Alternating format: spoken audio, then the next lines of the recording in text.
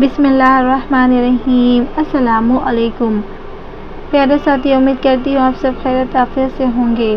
چلیے آج کا واقعہ شروع کرتے ہیں۔ پیارے نبی صلی اللہ علیہ وسلم کے زمانے میں ایک نیک صحابی رہا کرتے تھے، اور وہ فرماتے ہیں، مجھے پیارے نبی صلی اللہ علیہ وسلم نے اپنی قوم کی طرف بھیجا کہ میں انہیں خدا و رسول کی طرف بلاؤں اور احکام اسلام ان کے سامنے پیش کروں۔ میں وہاں پہنچ کر اپنے کام میں مشغول ہو گیا۔ اتفاق ایک روز وہ ایک پیالہ خون کا بھر کر میرے سامنے آ بیٹھے، اور سب لوگ کھانے کے ارادے سے بیٹھے اور مجھ سے کہنے لگے، آؤ سیدھی تم بھی کھا لو۔ میں نے کہا، تم غضب کر رہے ہو؟ میں تو ان کے پاس سے آ رہا ہوں جو اس کا کھانا ہم سب پر حرام کرتے ہیں۔ اور وہ سنتے ہی وہ سب کے سب میرے طرف متوجہ ہو گئے اور کہا، پوری بات کہو۔ میں نے یہ آیات پڑھ کر سنائی، تم پر مردار حرام کیا گیا ہے، اور خون اور خنزیر کا گوشت، اور جو خدا کے سوا دوسروں کے نام پر مشہور کیا گیا ہو۔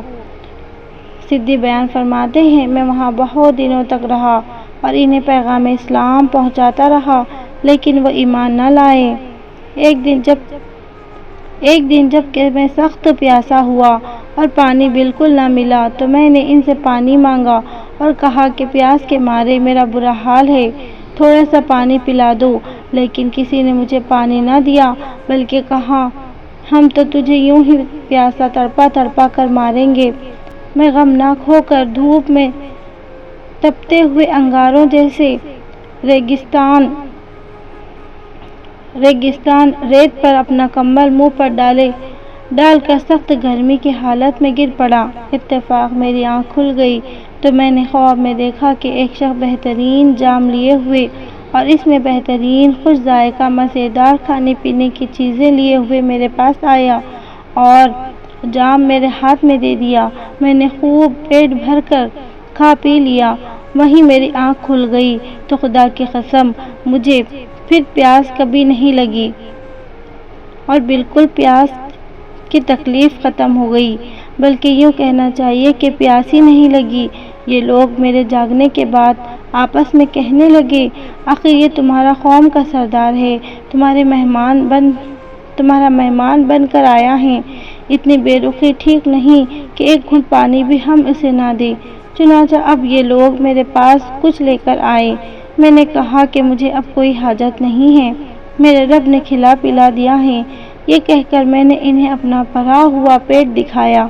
اس کرامت کو دیکھ کر وہ سب کے سب مسلمان ہو گئے۔ سبحان اللہ، الحمدللہ۔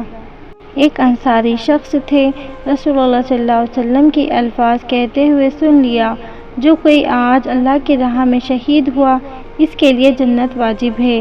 ان کے ہاتھ میں انگوروں کا گچھا تھا، انہوں نے انگوروں کو رکھ دیا اور انہوں نے حضور صلی اللہ علیہ وسلم کو ارشاد کو سنا اور پھر انگوروں کی طرف دیکھا اور کہا، اوہو، یہ انگور تو بہت ہے، ان کے ختم کرنے میں تو بہت دیر لگے گی، میں جنت میں جانے سے اتنی دیر کیوں رکوں؟